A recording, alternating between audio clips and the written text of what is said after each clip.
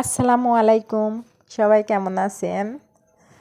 আমরা চলে আসলাম আজকে ছাদে।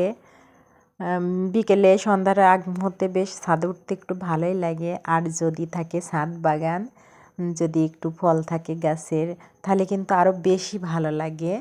তো এই যে আমরা ছাদে উঠছি। খুব সুন্দর, মানে খুব মিষ্টি হয়েছে।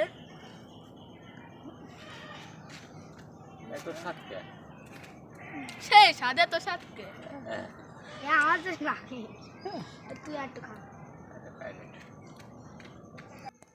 তো মাশাল্লাহ, এই যে আমরা ড্রাগন উঠাইয়ে এখানে ছুলে খাচ্ছিলাম।